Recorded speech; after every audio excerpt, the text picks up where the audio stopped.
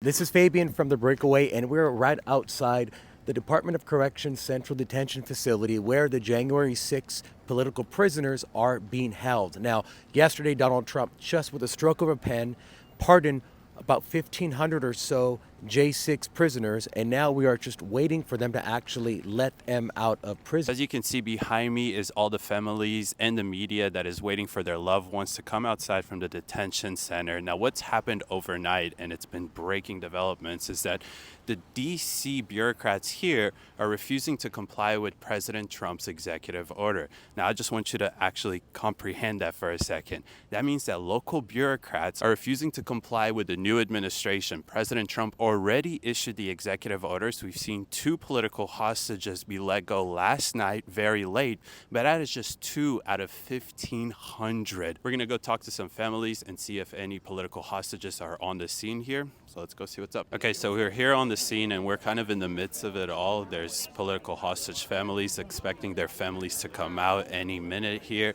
or any hour, or even in the next few days, because who knows with the whole mess going on here.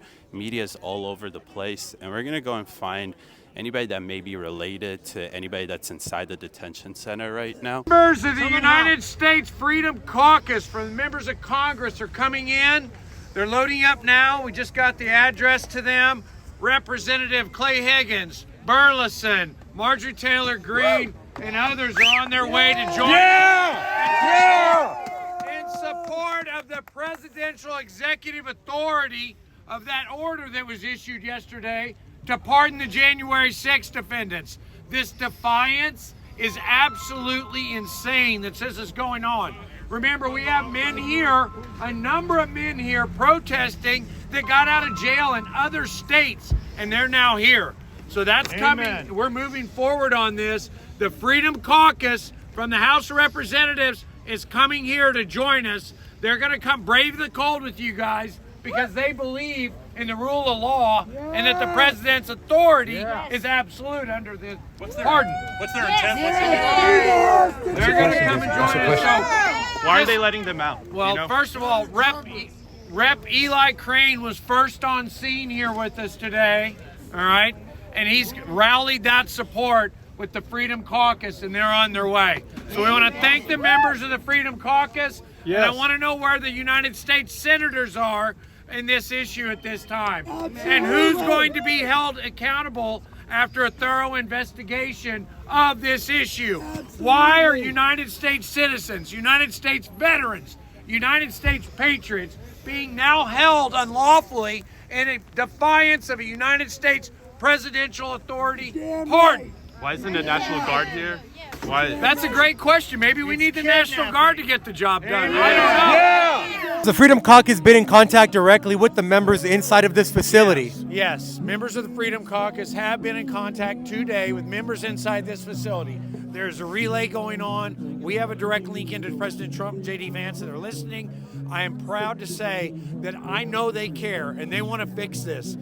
But I urge J.D. Vance and Donald Trump, we're not just here to fix this. We're going to fix it all. Under this administration, I want to be a part of that. People like John Gross over here. This is a fabled attorney, a J6 hero attorney. We are going to come together. We want to lead the American public. We want to lead our way out of this darkness that has taken place in this time. We're going to restore liberty and the light and the beauty of what is expected for American citizens, for all American citizens. This isn't just January 6th. This is about justice across the board for everybody. What would you say to the officials inside of the prison that are still not releasing the January 6 prisoners? Let my people go. Yeah, let them go. Enough. We know. They're free in all over the country. There's 24 people left in prison in this country on J6, and 22 of them are here. Somebody explain that to me.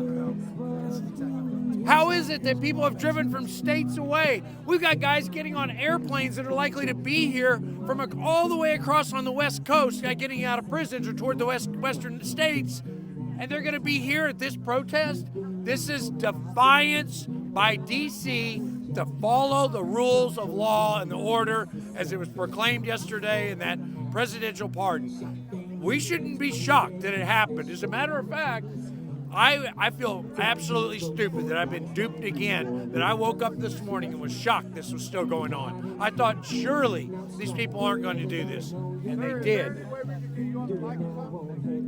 Sure. Yeah. Thank you much. All right, and you just heard it there. That was a gentleman that runs an organization for releasing the political prisoners on January 6th that are still being held. As he said, out of the entire country, there's only about 24 left that are still being kept in captivity, and 22 of those 24 are in here. So it doesn't make logical sense that people all over the country are being freed, yet here we still have the majority of the people left in prison at this specific facility in Washington, D.C. out of all day. So he's now speaking here on the speaker, so we're going to continue to listen to him here. Here with? Jonathan Gross. And you're responsible for what? No, I'm a January 6th attorney. I've represented a number of January 6th defendants. And what was it like actually representing him in court? Did you feel like you had a free trial or fair trial? Well, I'm a lawyer, so I have to be careful not to say certain things, but I will say that the D.C. Jury pool votes 95% for Democrats, and they were bombarded with media that demonized the January 6ers as insurrectionists. They falsely thought that people were killed, officers were killed. In my opinion, they didn't stand a chance at a jury trial. And the judges, there was almost 100% conviction rate, so they didn't stand a chance with the judges either from the statistics. And almost every single conviction was held here in D.C.? They were all brought here to D.C., every one of them. Did you try to move it at all from D.C.? Every case we filed motions to change venue, and they were denied every time because the same judge who judges the case decides whether the venue should be moved. And they liked doing these cases. They clogged up this court with 1,600 cases almost for the last 4 years. Look at their docket. I had a trial today that they refused to continue. I said there's going to be a pardon. Thankfully, the pardon came last night.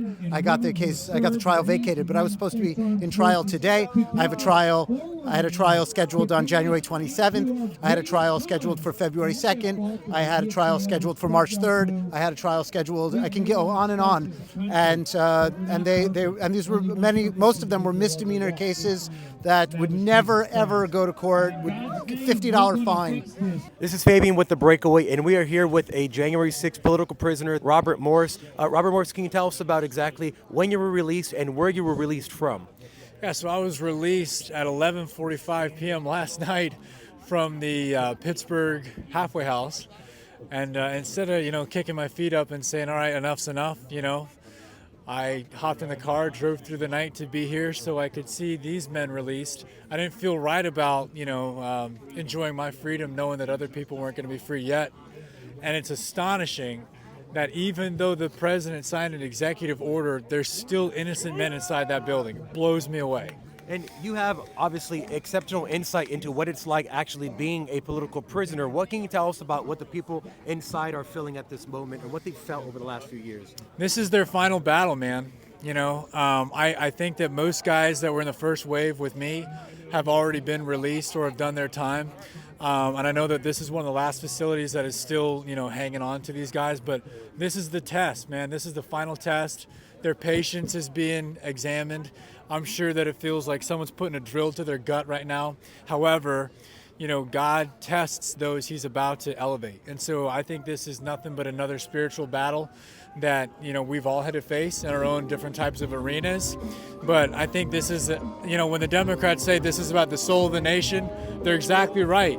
Are we going to sell our souls to Marxism, or are we going to maintain our integrity as a constitutional republic, leaning on God's understanding instead of our own? So it's a battle of biblical proportions that they're facing in their own hearts and minds. And can you tell us how you specifically found out about the pardon? Were you watching television or news, or how did that all happen? So, we've been watching the television since day one, but I was confident that Donald Trump was going to follow through with what he said he was going to do. He did that the first time he was president. What do you know? He's doing it again. And so I knew that I was pardoned around 8 p.m. last night, but the halfway house wasn't going to release me. So I spent a lot of time on the phone calling people up, asking people to make some phone calls. And one of the lessons that we unanimously learned while doing time in prison is a closed mouth don't get fed. So if you need something done, the squeaky wheel gets the grease, as they say. So I needed to be that squeaky wheel so I can get right out of that halfway house. Or sentence when that can be a sentence. Rachel, What is happening in America? Like, we got to change it. This is why we need Trump, because we got to change it. What's your message to Trump? Thank you, because he's put my family back together again. Without him, I wouldn't be out right now. That's amazing. Were you ever actually convicted?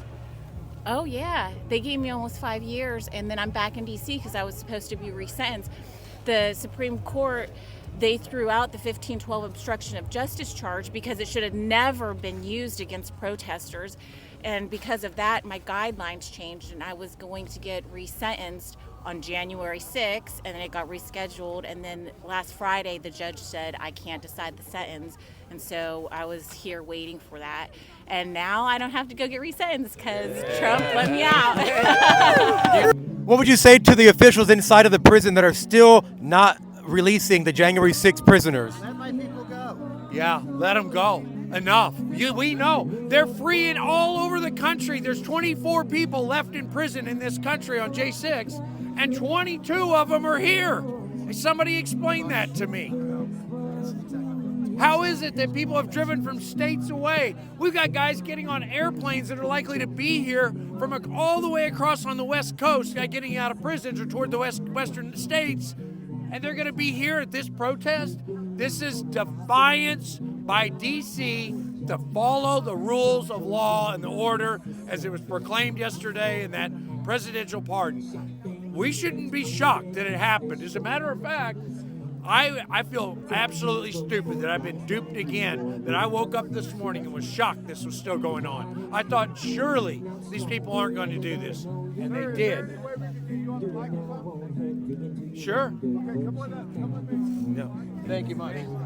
All right, and you just heard it there. That was a gentleman that runs an organization for releasing the political prisoners on January 6th that are still being held. As he said, out of the entire country, there's only about 24 left that are still being kept in captivity, and 22 of those 24 are in here. So it doesn't make logical sense that people all over the country are being freed, yet here we still have the majority of the people left in prison at this specific facility in Washington, D.C. Media has labeled you everything: terrorist, insurrectionist. What are you? A good mother, mom. Yeah, a patriot, God-fearing mom. That's what I am. From where? What's home? Where's I'm home? north of Pittsburgh, Pennsylvania. Got it. All right. Sorry, I missed the beginning. How did it go down in terms of they just come and open the cell? Like, how did it all unfold today? Okay, so yesterday we watched the inaugural. Liv is another J6 woman who's still in there.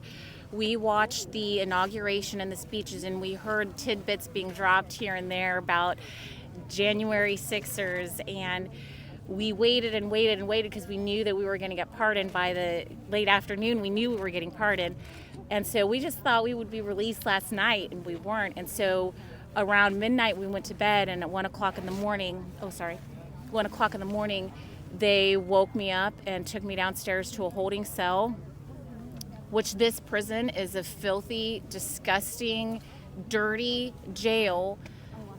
They should be ashamed of themselves that they can't even clean a cell. And to take a human being, to take me and put me in a cell where it's so filthy you can't even use the toilet. That's where they've housed me since 1 o'clock in the morning last night.